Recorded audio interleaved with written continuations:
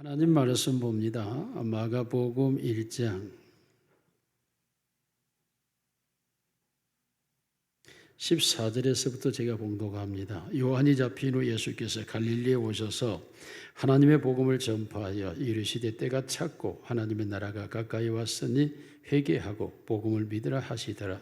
갈릴리 해변으로 지나가시다가 시몬과 그 형제 안드레가 바다에 금을 던지는 것을 보시니 그들은 어부라. 예수께서 이르시되 나를 따라오라. 내가 너희로 사람을 낚는 어부가 되게 하리라 하시니 곧 그물을 버려두고 따르니라. 조금 더 가시다가 세베대 아들 야고보와 그 형제 요한을 보시니 그들도 배에 있어 그물을 깁는데 곧 부르시니 그 아버지 세베대를 품꾼들과 함께 배에 버려두고 예수를 따라가니라. 그들이 가버나움에 들어가니라. 예수께서 곧 안식일에 회당에 들어가 가르치심에 무사람이 그의 교훈에 놀라니 이는 그가 가르치는 것에 권위 있는 자와 같고 서기관들과 같이 아니하밀러라. 마침 그들이 회당에 더러운 귀신 들린 사람이 있어 소리질러 이르되 나사렛 예수여 우리가 당신과 무슨 상관이 있나이까? 우리를 멸하러 왔나이까? 나는 당신 누구인 줄 아노니 하나님의 거룩한 자니이다. 예수께서 꾸짖어 이르시되 잠잠하고 그 사람에게서 나오라 하시니 더러운 귀신이 그 사람에게 격렬을 일으키고 큰 소리를 지르며 나오는지라. 다 놀라 서로므로 이르되 이는 어찌 미냐? 권위 있는 새 교훈이로다. 더러운 귀신들에게 명한즉 순종하는도다 하더라. 예수의 소문이 곧 온 갈릴리 사방에 퍼지더라. 아멘. 옆 사람과 인사합니다. 사랑합니다. 축복합니다. 당신이 최고입니다. 은혜 받읍시다. 예수님이 역사하실 줄로 믿습니다. 폴란드는 현재 벨기에 서부와 네덜란드 남부 일대를 포함한 이른바 저지대를 가르치는 말로서 범람의 땅이라는 뜻입니다. 13세기까지에는 이 지역은 고급 양털 생산 지역으로서 세계적인 명성을 가지고 부유하고 살아가고 있었습니다. 그런데 급격하게 이 지역이 쇠퇴해서 지금은 그리스 지방의 양탄자를 자수공예품으로 번창하던 과거의 향수를 추억하고 살아가는 정도밖에 되지는 않습니다. 폴란드의 이러한 불운은 정치, 종교, 경제적 이유들이 복합적으로 작용된 사례입니다. 그러나 그 가운데 가장 큰 문제는 자체적인 노동에 의한 양털 생산보다는 영국에서 모직물을 수입해서 더 큰 이익을 남기려는 폴란드 장사꾼들의 약사빠른 계산 때문이었습니다. 장사꾼들은 자기 땅에 부모는 양털이 많이 생산되고 있음에도 불구하고 영국으로부터 양제된 모직물을 마구 수입하게 되었습니다. 그러므로 그 국내 생산량이 취약해졌고 마침내 무너져 버렸습니다. 단 양털의 그 모직 기술자들은 영국으로 다 이주해 버렸습니다. 오히려 영국은 이런 모직물 공업을 바탕으로 해서 가장 먼저 산업혁명을 이루었고 세계를 제패하는 나라로 발돋움하게 됩니다. 영국의 모직물은 아직도 세계 곳곳에서 명성을 가지고 있지만 양떼들이 자취를 감춘 폴란드의 초원은 점차 황량한 벌판으로 변해버렸습니다. 이는 생산을 포기하고 장사를 통한 이익만을 추구하는 사람들의 무지한 오류에 대한 역사적 심판이라고 할 수 있습니다. 이처럼 자기 생산을 버리고 수입에 의존하면서 삶의 질을 높이려고 하는 것은 결국은 언젠가는 그 자체가 개인이든 가정이든 회사든 국가든 망할 수밖에 없는 것입니다. 쉽게 돈을 벌려고 하고 쉽게 인생을 살려 하고 쉽게 성공하려고 하는 사람치고 쉽게 잘 되는 법은 존재하지 않기 때문입니다. 오늘날의 이 시대에 이 나라의 교회가 그렇습니다. 오늘날의 교회의 모습이 바로 점점 폴란드어의 모습을 연상시키고 있는 것입니다. 제2의 종교개혁을 책으로 쓴 빌 해책이라는 사람은 교회가 교회로서의 본질을 회복하기 위해서는 시급히 해결해야 될 문제점이 있다. 어떻게 하면 소비자 의식에 병들어 있는 성도들을 다시 생산자로 회복시켜 줄 것인가 하는 데 있다라고 지적했습니다. 성도들이 왕같은 제사장이라며 왕같은 놀이를 하려고 하고 있고 영적인 충전과 훈련과 영적인 재생산의 기반을 흩어버리고 떠나버리고 있는 상태에 있다. 교회들은 서로가 좋은 품질을 가지고 많은 서비스의 개선을 통해서 사람들을 불러 모으는 마케팅 전략의 장이 되어버리고 말았다고 현대 교회를 향하여 지적했습니다. 실제로 교회라고 하는 것은 생산력을 갖추고 있을 때만이 교회로 존재할 수 있는데 생산력을 잃어버린 처녀가 아닌 신부가 아닌 중년 여인들로 가득 채워져 버린 교회는 헛소리들로만 높아져 갈 뿐 실제적으로 생산력이 있는 신부가 없어져 버린 교회는 예수님께서 그렇게도 교회를 신부로 비유하고 있는 이유에 대하여 이해가 부족한 탓이라고 말합니다. 교회를 끊임없이 교회란 종이라고 표현하고 있는 것은 끊임없는 노동의 대가를 추구해야 할 자들임을 성경이 말하고 있음에도 불구하고 오늘날 교회는 귀빈과 선비와 그리고 왕으로 군림하려고 하는 성도들로 채워짐으로써 교회는 폴란드지의 모습을 곧 닮아버리고 말 것이다 라고 말합니다. 교회에서 일꾼들을 이렇게 충성된 자라고 표현하고 있는 이유는 그와 같은 생산력의 변함이 없어야 될 것을 말하고 있음에도 불구하고 오늘날의 교회들은 충성되지 아니하고 변질된 자들로 채워져 가고 있는 것이 현대 교회의 모습이기 때문이라고 말합니다. 여러분, 교회라고 하는 것은 생산력을 중심으로 하고 있는데 생산력을 잃어가고 있는 것, 이것이 바로 오늘 교회의 모습이라는 것. 오늘 저는 우리 교회의 담임 목사를 예수님으로 청빙하려고 합니다. 예수님께서 우리 교회의 담임 목사가 된다면 예수님은 과연 이 교회를 어떻게 사역할까요? 오늘 본문은 예수님께서 교회를 향하여 하고 계시는 사역의 내용을 분명하게 말씀하고 보여주고 있습니다. 예수님이 담임한 그 갈릴리 지역에 대한 사역에 대하여 오늘 성경은 분명하게 기록하고 있습니다. 예수님이 목회하는 교회의 모습을 세 가지로 본문을 통해서 우리가 살펴볼 수가 있습니다. 첫째로 회개하고 복음을 믿으라고 예수님은 말씀하고 있습니다. 오늘 14절 15절 말씀에서 이르시되 때가 찼고 하나님의 나라 가까이 왔으니 회개하고 복음을 믿으라. 이것이 예수님의 주 설교의 첫째 설교입니다.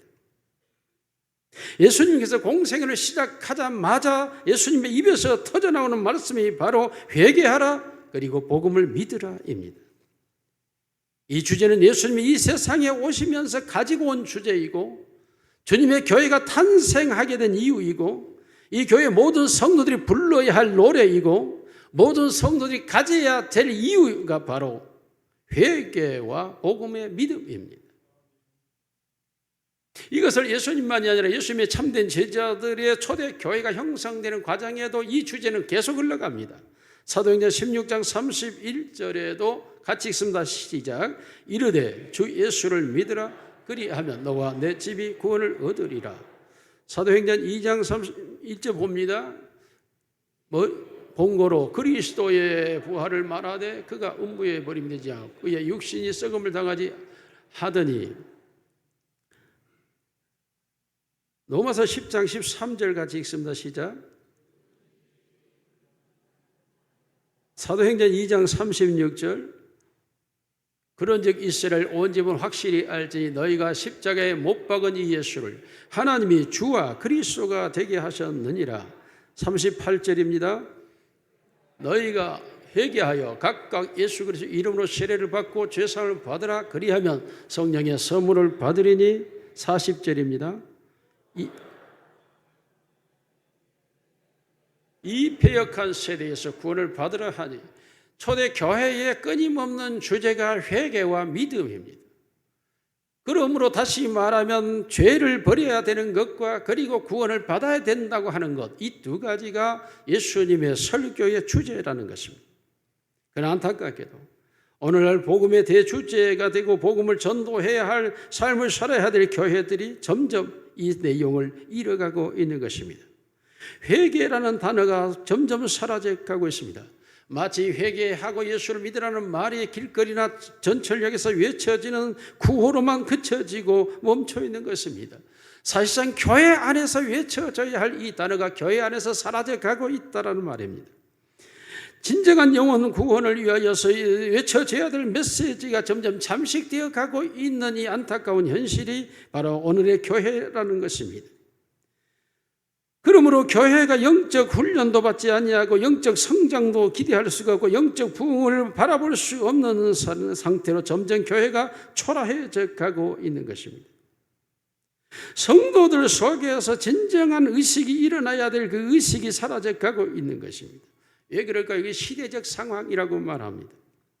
사람들은 항상 백화점에, 도시형 사람들은 백화점을 가기 위해서 백화점의 주차가 어느 백화점이 쉽느냐입니다.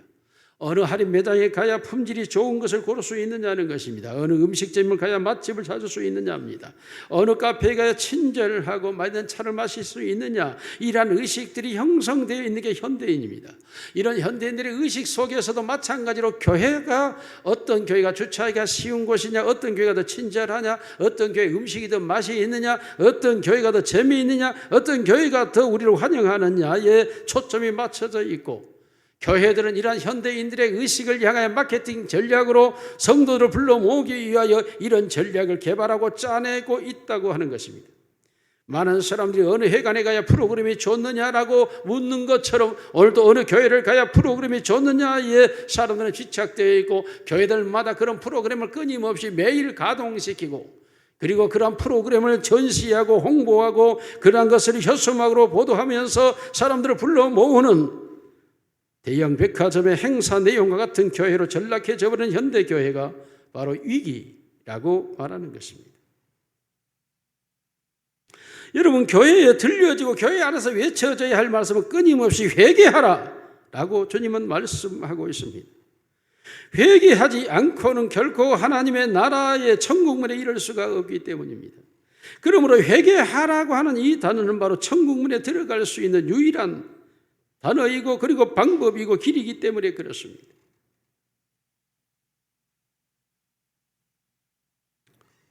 사람들의 편리를 추구하고 있는 우리나라와 현 시대의 상황에 맞게 모든 교회들은 그러한 시설을 갖춰야 된다고 말하고 있습니다. 대형 백화점이 끊임없이 리모델링 하는 것처럼 말입니다. 그리고 수없이 백화점에 있는 안내원들처럼 끊임없이 교회 안에도 마찬가지로 그와 같은 친절한 안내원들을 세워야 하고 제복을 입혀야 되고 항상 웃는 모습으로 맞이해야 된다는 형태를 취하고 있습니다. 이것은 현대인들의 의식을 향한 교회의 마케팅 전략이 철저하게 이루어져 가고 있다라는 것을 말하고 있는 것입니다. 정말 우리 교회에 담임 목사로 예수님이 오신다면 예수님의 첫 설교는 무엇일까요? 그리고 예수님은 우리에게 무엇을 말할까요? 예수님은 편함이 없습니다. 예수님은 여전히 이 교회에 와서 교회 형편이 어떠하든 상황이 어떠하든 어떤 문제가 있든지 주님은 분명하게 그렇게 말씀합니다. 회개하고 복음을 믿으라. 이것이 담임 목사이신 예수님의 설교이고 온 성도들이 바로 회개하고 복음을 믿어야 된다고 말하는 것이 예수님께서 강력하게 십자가를 지신 이유이고 예수님이 부활 승천하고 다시 오실 이유의 목적이라고 말하고 있는 것입니다. 회개해야 천국문에 이를 수 있기 때문인 것이고, 회개해야 사탄에 놓여서 하나님의 자녀가 될 수 있는 것이고, 회개해야 어둠에서 빛으로 가는 것이고, 회개해야 멸망에서 영생을 얻는 것임을 주님은 알고 계시고 주님은 보고 계시기 때문에 주님은 회개하라고 말하고 있는 것입니다. 회개라고 하는 것은 영적 자각입니다. 자신이 창조자 하나님으로부터 분리되고 떨어져 나가 있다는 사실을 깨닫고 그 하나님께로 돌아오는 것, 이것이 바로 회개인 것입니다. 하나님이 만드신 세상 속에서 하나님이 만드신 인간으로 살아가면서도 하나님을 알지 못한 채 살아가고 있는 이 비극을 깨닫고 하나님이 만드신 세상 속에서 살기 위해 하나님께로 돌아가는 것, 이것이 회개인 것입니다. 이 회개가 일어나지 않고는 사람은 방황할 수밖에 없습니다. 하나님을 알지 못하고 하나님을 만나지 않고는 인간은 방황 그 자체입니다. 그가 어떤 목적을 향하여 인생을 살아가던 그 자체가 방황입니다. 그것이 물질이든, 그것이 명예든, 그것이 권력이든, 그것이 쾌락이든, 그것이 무엇이든지 간에 그 자체가 방황일 수밖에 없습니다. 나름대로는 자선을 베풀 수 있고 사회적 봉사자로 살아갈 수 있습니다만 그 자체도 헛되고 의미가 없는 것입니다. 하나님께로 돌아오지 않는 한 방황은 멈추지 않는 게 인생입니다. 왜입니까? 인간은 하나님의 영으로 창조되었기 때문에 인간의 영이 하나님을 만날 때 그 영의 완성된 만족을 얻을 수 있기 때문인 것입니다. 그러므로 예수님께서 오셔서 회개하라, 돌아서라는 것입니다. 내가 하나님이여 내가 이 세상에 왔으니 이제 너희는 내게로 돌아서라, 돌아오라고 말하고 있는 것이 바로 첫 단어 회개하라는 것이었습니다. 예수님은 복음을 믿으라고 말하고 있습니다. 복음은 하나님의 나라에 들어갈 수 있는 유일한 조건입니다. 이 세상에 어떤 조건도 존재하지 않습니다. 오직 복음을 믿는 자만이 하나님의 나라에 들어갈 수 있는 권세를 갖게 되는 것입니다. 그러므로 복음을 믿으라고 말하고 있습니다. 이 복음은 예수 그리스도가 이 땅에 하나님으로 오신 것이요 인류의 죄를 대속하여 십자가에 죽으시며 인류의 영원한 삶의 모델로 첫 열매로 부활하신 것이며 그가 바로 모든 인류가 하나님의 나라로 올라가야 된 것처럼 승천의 본이 되셨고 마침내 그가 다시 오셔서 영원한 나라로 이끌어 가신다고 하는 이 복음인데 이 사실을 믿는다고 하는 것, 바로 예수 그리스도를 주인으로 영접하는 것입니다. 우리 교회 담임 목사이신 예수님께서 우리에게 회개하고 복음을 믿으라고 말하고 있습니다. 사랑하는 성도 여러분, 여러분 모두가 회개하고 복음을 믿는 자가 되시기를 주님의 이름으로 축원합니다. 여러분, 교회라고 하는 것은 어떤 드라마틱한 연출가를 통해 감동을 주는 극장이 아닙니다. 교회라고 하는 것은 마음껏 울고 떠드는 코미디 쇼장도 아닙니다. 여러분이 원하는 마음대로 여러분들이 어떤 물건을 선택할 수 있는 대형 백화점도 아닙니다. 갑자기 무엇을 즐기기 위하여 여러분이 찾아다니는 할인 매장도 아닙니다.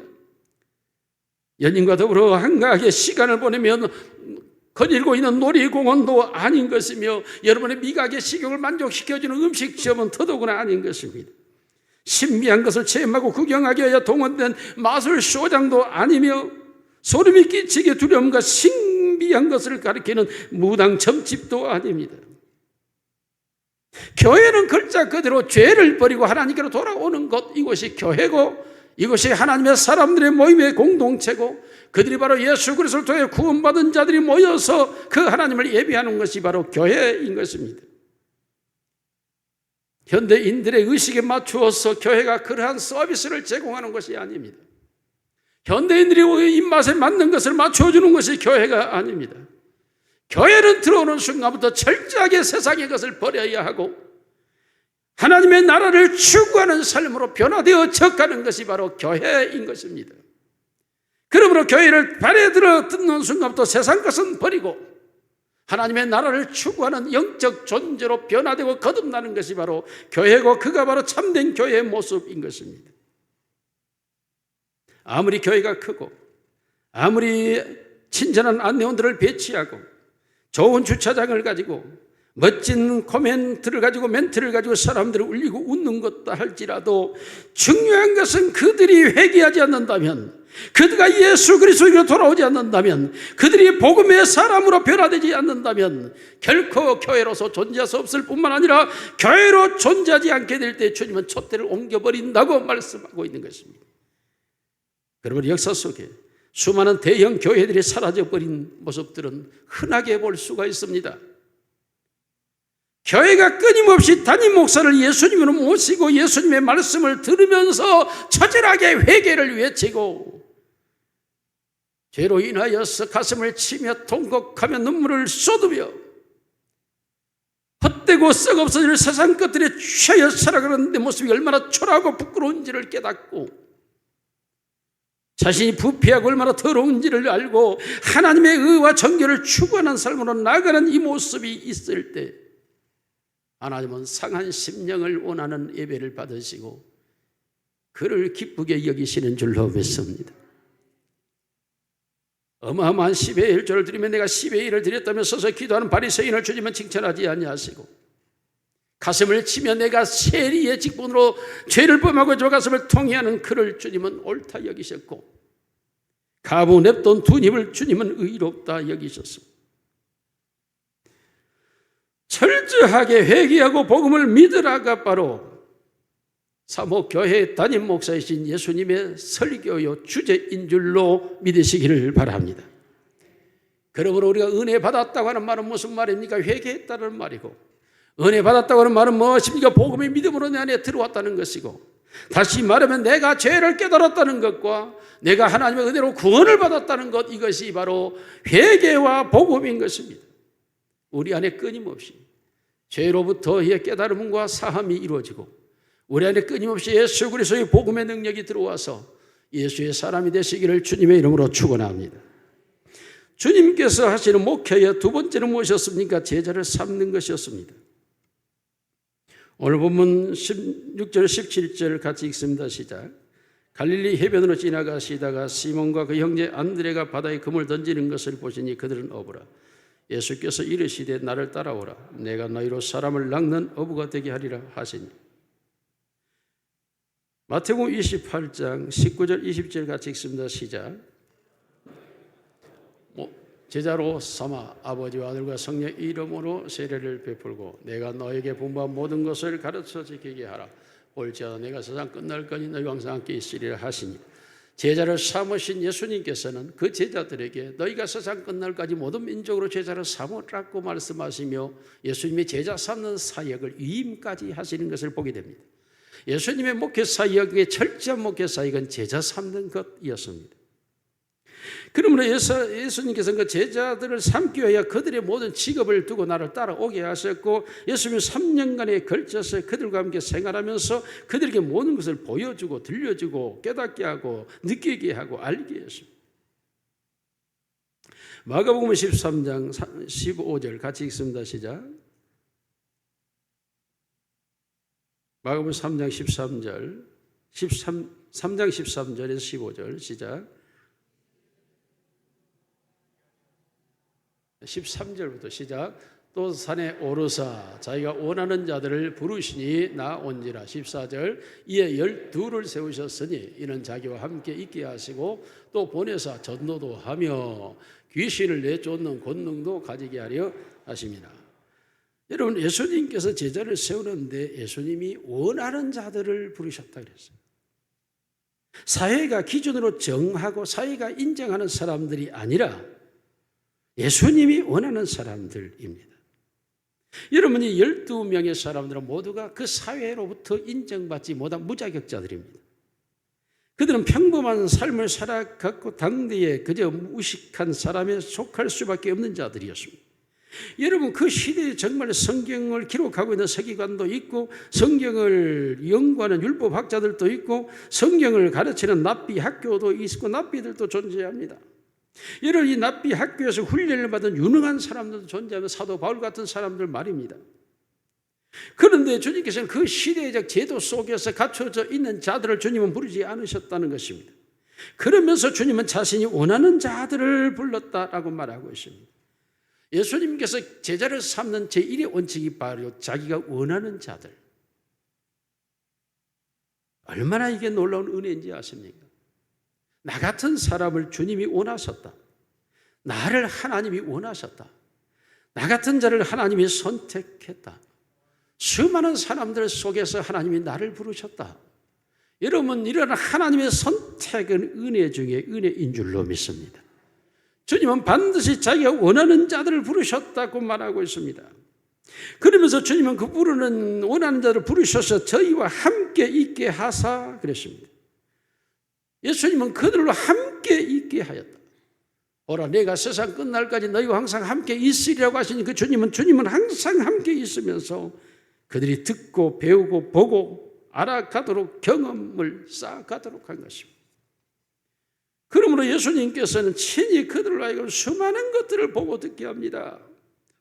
사람들이 종일 주의 말씀을 듣다가 굶주렸을 때에 기적으로 5,000명을 먹이고 12가지 남기는 사건을 일으키며 기적의 하나님으로 12해를 혈류증을 앓던 여인의 병을 고쳐줌으로써 모든 병든 자를 치료하시는 주님으로, 가늠하다 현장에 잡힌 여인이 돌로 맞아 죽으려 할 때에 그 여인을 용서함으로 용서의 하나님으로, 그들의 발을 직접 씻겨줌으로써 섬김의 하나님으로,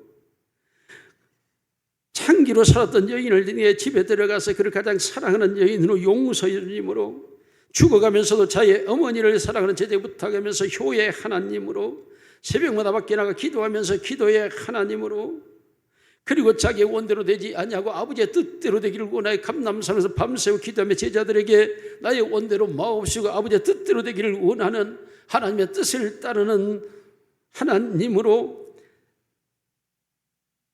그들에게 친히 감람산에서 변화산을 일으켜서 하늘의 나라 천국이 무엇인지를 보여주며 천국의 존재함을 실제화시키고, 죽은 나사로를 살려내므로 인간의 죽음으로 끝나는 존재가 아니라 부활의 존재임을 보여주고, 예수님께서 그 제자들에게 무궁한 하나님의 세계를 이 땅에서 보게 하는, 그리고 그들로 보고 듣고 깨닫게 함으로써 예수님과 같은 사람이 되돌아가는 제자 닮다, 예수님을 닮게 하는 것입니다.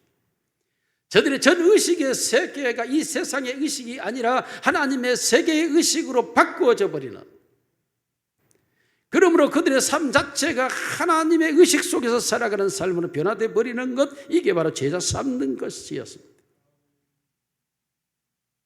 그러므로 그는 예수님과 함께 끊임없이, 여러분 우리 또한 마찬가지 아닙니까? 예수님께서 수많은 기도의 응답을 받으면서 하나님과 교통하는 걸 보여주는 것처럼 우리의 삶 속에도 얼마나 많은 기도의 응답이 있었습니까? 셀 수 없는 기도의 응답이 존재하지 않습니까? 우리가 하나님의 말씀을 들을 때마다 그 말씀이 살아 운동력이 있어 자유 날선 검체로 우리의 영과 혼과 관절 골수를 찔러 쪼개며 우리의 심장을 뜨겁게 달구며 우리의 영혼을 향하여 고통스럽게 하는 말씀의 경험들을 얼마나 우리가 많이 했습니까? 감람산에서 보여줬던 주님의 변화된 모습을 바라보면서 우리도 하나님의 나라를 소망하고 바라보며 우리의 자신들도 삶 속에서 변화되어져가는 우리의 모습이 얼마나 놀랍습니까? 무슨 일을 하든지 어느 순간 우리가 하나님의 영광을 위하여 하는 자가 되 예수님이 내가 무슨 일을 하든지 아버지의 일을 행한다라고 말한 것처럼 되어져 있는 우리의 모습에 깜짝깜짝 놀라지 않습니까? 놀랍게도 모든 일에 수단과 방법을 버리고 이제는 하나님께 매달려 기도하는 방식을 택하고 있는 우리의 모습, 무엇보다도 하나님의 영광이 우선되어 있는 우리의 삶의 모습, 나 같은 죄인을 구원하시는 은혜에 감사하여 새벽마다 기도하는 우리의 모습이 바로 주님의 모습을 닮아가고 있는 것 아닙니까? 놀랍게도 우리 자신들이 주님의 제자화 되어져 가고 있는 것을 나도 모르게 그렇게 되어져 가고 있다는 것입니다. 여러분, 더 나아가서 우리의 입술에서 만나는 사람들마다 말하지 않습니까? 하나님을 믿으세요, 교회 가서 예수 믿으세요, 구원받아야 됩니다, 천국 가야 됩니다, 죄를 버려야 됩니다. 우리의 입술에서 수없이 나도 모르게 전도의 말이 토해져 가지 않습니까? 가정에서 가족들에게, 만나는 친구들에게, 사랑하는 부모 형제 친척들에게, 내가 만나는 학교에서 학생들에게, 내가 만나는 학원에서 학생들에게, 내가 가르치는 아이들에게 수없이 우리의 마음속에서 나도 모르게 울컥울컥 나오는 예수 믿어 얘가 구원받는데, 예수 믿어 얘가 천국 가는데, 얘가 하나님을 알아야 복을 받는데 라는 마음속에서 나도 모르게 교회 가야 된다고 전도하며 살아가고 있지 않습니까? 이와 같은 것은 바로 예수님과 3년 동안 동행한 제자들의 결과의 모습인 것처럼, 말씀이 예수 그리스도이므로 우리가 말씀 속에서 말씀을 따라 이 땅에서 끊임없이 말씀을 듣고 배우고 새기고 묵상하고 그 말씀을 가지고 살아가다 보니 나도 어느덧 말씀의 사람, 예수의 사람, 제자가 되어 있는 내 모습을 나도 모르게 발견하는 것 아닙니까? 그러므로 나도 모르게 기쁜 일이 있으면 하나님을 향하여 감사와 찬송과 영광을 돌리기 시작하고, 어렵고 힘든 일이 있으면 하나님께 모든 걸 맡기며 기도의 자리에 내려앉기 시작하고, 그러므로 나도 모르게 말씀의 사람이 되어 있어 나도 모르게 제자가 되어 있는 것, 이것은 바로 예수님이 나를 원하셨고 예수님이 나와 함께 계셨기 때문에 우리가 이와 같은 사람이 되어 있는 줄로 믿습니다. 예수님이 담임 목사가 되어주셔서 예수님이 자신의 말씀으로 우리를 끊임없이 보여주고 듣게 하고 깨닫게 하고 가르쳐 주어서 나도 모르게 그러한 사람이 되어 있는 내가 나도 모르게 예수님의 제자가 되어 있는 것입니다. 예수님께서 이 땅에서 온통 하신 사역이 바로 제자 삼는 일.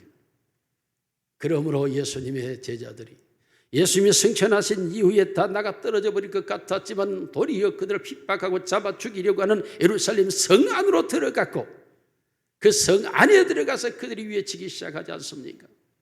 너희가 못 박아 죽인 예수가 바로 우리의 메시아, 우리의 구세주였다. 이제는 그들이 예수님처럼 십자가를 거꾸로 지고 주님의 자리로 들어가지 않습니까? 옳습니다. 예수님의 참된 제자를 오늘도 주님은 만들어 가고 계시기 때문에 모든 교회는 예수님의 말씀 속에서 이 말씀을 닮아가며 말씀화되어져서 예수님처럼 살아가는 사람들이 되어지시기를 주의 이름으로 축원합니다. 이것이 교회의 모습인 것입니다.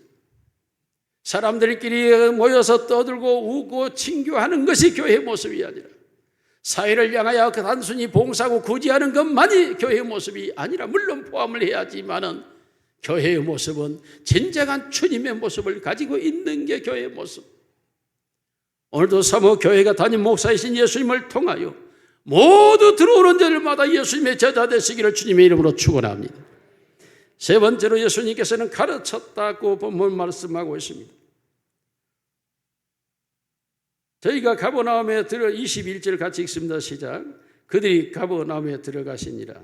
예수께서 곧 안식일에 회당에 들어가 가르치시매 무사람이 그의 교훈에 놀라니 이는 그가 가르치시는 것이 권위 있는 자와 같고 서기관들과 같이 아니함일러라. 여러분, 예수님께서 가르치셨다고 말합니다. 여러분, 복음을 믿으라고 하는 건 선포죠. 선포. 마태복음 4장 23절을 같이 읽습니다. 시작. 예수께서 온 갈릴리에 두루다니셔서 저희 회당에서 가르치시며 천국 복음을 전파하시며 백성의 모든 병과 모든 약한 것을 고치시니라. 아멘. 여기 전파하다고 하는 말은, 전파라고 하는 것은 케리그마라는 말은 복음을 믿으라, 회개하라 라고 외치는 것입니다. 이걸 우리 말로는 설교라고, 프리칭이라고 말합니다. 여러분, 우리가 잘못하게 되면 저게 강의인지 세미나인지 설교인지 주제를 파악하지 못할 때가 많이 있고, 또 저기 간증인지, 또한 설교 중에서도 저게 설교가 주제 설교인지 본문 설교인지 강의 설교인지 주석 설교인지 설교의 내용도 너무 많죠. 그런데 설교의 모든 설교의 핵심은 딱 두 가지예요. 죄에 대하여, 구원에 대하여. 이 두 가지입니다. 이 두 가지의 핵심이 없다면 그건 설교가 아닙니다. 즉 캐리그마가 아니에요. 캐리그마에는 반드시 죄와 그리고 구원, 이 두 가지입니다. 오늘 예수님께서 회개하라, 복음을 믿으라, 이것이 바로 죄를 버려라, 구원을 받으라, 이 두 가지, 이게 설교입니다. 이걸 우리가 캐리그마라고 성경이 말하고 영어로는 프리칭이라고 말합니다. 가르치다라고 하는 말은, 이게 디다케라고 하는 말은 티칭이라는 말입니다. 이건 지식을 주다라는 말이죠. 성경을 풀어 가르쳐서 성경을 해석하고 성경을 강의하고 그러므로 그 성경에 대해 깨닫게 하는 것입니다. 이 무사람들이 놀랐더라고 말해요. 교훈에 놀랐더라. 예수님이 가르치면 놀랐다. 성도의 삶에 필요한 성경 지식을 명료하게 전달하는 것, 이것이 바로 교훈이라고 할 수 있습니다. 놀랍게도 예수님의 가르침 속에 그 교훈이 들어갈 때 그 사람은 너무 놀랐다는 거죠. 왜요? 그 예수님의 교훈은 해당자기 주관하고 서기관들이 상주하고 납비들에 의하여 제정된 탈무드를 갖고 율법을 가르치고 있는 그들의 가르침과는 너무나 달랐다는 것입니다. 저들은 정제된 교과서를 가지고 유대교의 경전을 가르치고 있었습니다. 그러나 그들의 가르친 것과 같이 예수님의 가르침은 교훈이고 권세 있는 것 같이 들어왔습니다. 영적 능력이 포함되어 있었기 때문입니다.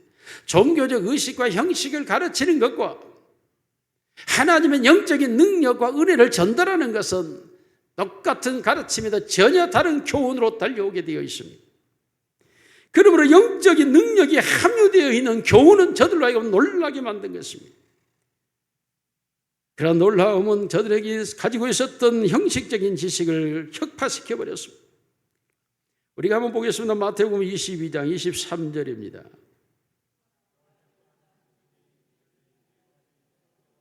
(29절입니다)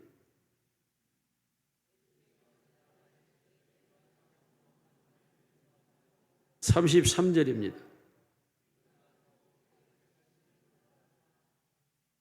부활이 없다는 사람들이 예수님께 나왔습니다. 그 유대의 율법에 의하면 형이 아내와 더불어 살다 형이 죽으면 동생이 그 아내를 책임져야 돼요. 여자의 삶이 없기 때문에 삶을 책임져줘야 사니까 동생이 이어받고 동생이 이어받았는데 부활이 되었을 때에 그 여인은 누구의 아내가 됩니까? 기가 막힌 질문을 하고 있는 거죠.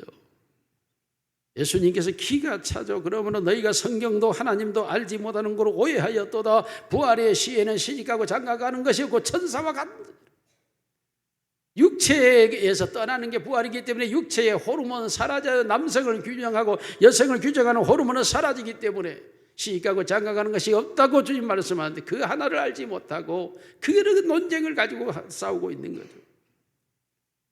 마태복음 22장 42절 46절 같이 봅니다. 시작.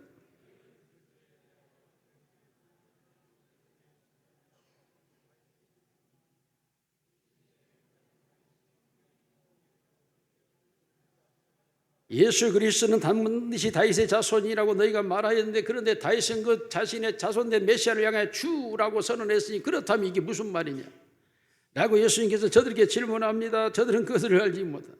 한 말도 대답할 수가 없었습니다.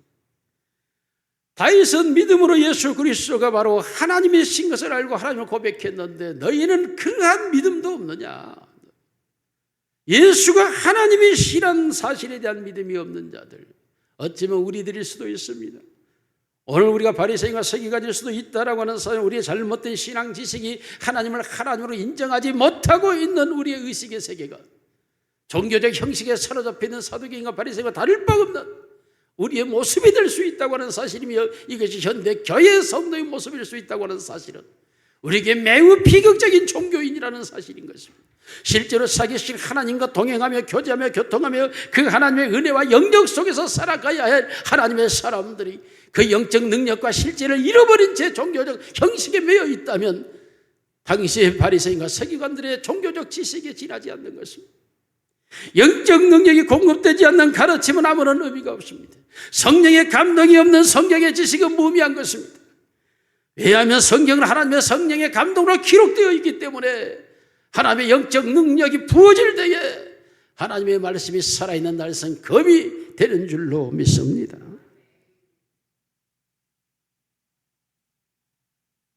하나 더 보면 마태복음 19장 3절입니다. 같이 읽습니다.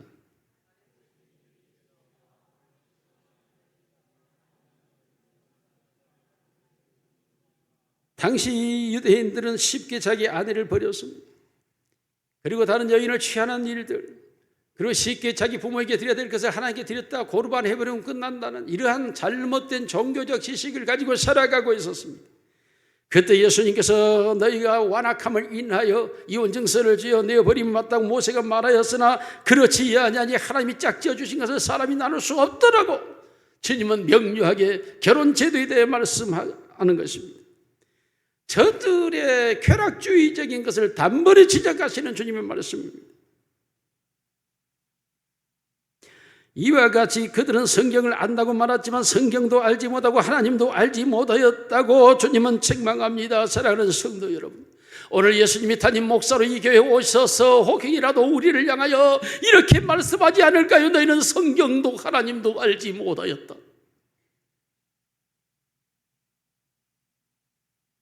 바로 이것이 우리에게 비극 아니겠습니까? 이것이 바로 우리의 비참한 상황 아니겠습니까? 우리가 성경을 아는데요, 교회를 다녔는데요, 예배를 드렸는데요, 너가 나를 아느냐? 너희가 나를 아느냐고 하나님이 질문을 던진다면 여러분 무엇이라고 말하겠어요? 나는 너에게 수없이 말했다. 너희가 나를 찾고 찾으면 나를 만나려고 했는데 너가 나를 만나본 적이 있느냐? 나는 너를 만나본 적이 없는데. 여러분, 우리 사목교회의 목사는 예수 그리스도신 줄로 믿습니다. 예수님께서 우리에게 오셔서 말씀을 가르쳐 주시기를 원합니다. 그래야 예수님이 우리 속에서 진정한 영적 깨달음을 주시기를 원합니다.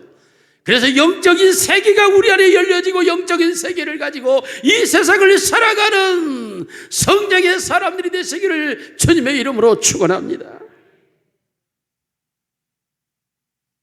결론입니다. 인간의 자각이 깨어지고 깨달음의 세계 속에서 인식이 되어진다면 인식은 의식의 세계를 점령하고 의식은 무의식의 세계로 파고들기 시작합니다. 그 순간 우리 자신들의 영혼의 세계가 바꿔지는 것입니다. 영적 세계가 달라지는 것입니다. 하나님의 말씀과 성령이 나와 함께 있을 때에 우리는 바로 이 세상에서 하나님의 사람으로 살아가고 진정한 예수 그리스도의 제자로 살아가게 되는 것입니다. 원합니다. 우리 예수님께서 이 시간 우리에게 외치는 말씀이 우리의 심령 속에 은혜가 되기를 주의 이름으로 축원합니다. 죄를 회개할 수 있기를 원합니다. 복음이 믿어지시기를 원합니다. 예수님을 닮아갈 수 있기를 원합니다. 그가 끊임없이 우리에게 교훈을 주셔서 영적 세계가 깨달아지고 깊이 있게 알아져가는 영적 생명력의 능력이 증가하기를 주님의 이름으로 축원합니다. 살아계신 우리 아버지 하나님 감사합니다. 이 시간 주님이 이 사목교회 담임 목사 되어 주시옵소서. 그리고 갈릴리 지역에 친히 사역하셨던 예수님께서 오늘 우리 교회에서 사역하여 주시옵소서. 주님 역사하여 주시옵소서. 그리고 친히 우리에게 말씀하옵소서. 회개케 하옵소서. 복음을 믿는 자가 되게 하옵소서. 모든 죄의 자리에서 떠나게 하옵소서. 진정으로 하나님께로 돌아서는 하나님의 사람들이 되게 하옵소서. 그리고 이제 주님과 더불어 동행하기를 원합니다. 말씀 속에 살아가기를 원합니다. 그러므로 주님을 닮은 자가 되게 하셔서 주님의 제자 되게 하옵소서. 그리고 주님이 끊임없이 우리에게 교훈하여 주셔서 우리가 잘못 알고 있는 것들을 날마다 깨달아가는 은혜를 주시옵소서. 이제는 나도 주님의 제자가 되어 나도 외치기를 원합니다. 주 예수를 믿으라. 그리하면 너와 내 집이 구원을 얻으리라. 회개하여 각각 주 예수로 세례를 받으라고 외치는 우리의 입술이 되게 하옵소서. 내가 만나는 모든 사람들에게 회개하라, 복음을 믿으라고 말하게 하옵소서. 나도 작은 예수가 되어 예수의 제자로 살아가게 되기를 원합니다. 아버지 하나님, 깨달음을 주시옵소서. 주님은 끊임없이 나에게 사람을 보냈는데 그에게 복음을 전하라고 나에게 보냈는데 나는 복음을 전하지 못하고 벙어리가 되어 있지는 않았는지 깨닫게 하여 주시옵소서. 이제는 열리기를 원합니다. 입술이 열리게 하옵소서. 우리의 마음에서 복음이 나가게 하옵소서. 그래야 나를 만나는 자들마다 주께로 돌아오는 구원의 역사가 일어나게 하옵소서. 우리 사목의 온 성도들이 예수님의 제자 되게 하옵소서. 예수님과 함께 살게 하옵소서. 주님, 귀신은 내어 쫓으시고 모든 약한 것은 고쳐주셨으니 우리에게도 주여 더러운 것도 다 쫓아내 주시옵시고 우리의 약한 것을 고쳐주시옵소서. 단점이 장점이 되게 하옵소서. 위기가 기회가 되게 하옵소서. 저주가 축복이 되게 하옵소서. 우리 아버지 하나님, 하나님께서 이 시간 친히 우리 속에 역사하여 주셔서 모든 약한 것은 떠나가고 모든 병든 것은 고쳐지게 하옵소서. 우리 주 예수 그리스도의 이름으로 기도드리옵나이다. 아멘.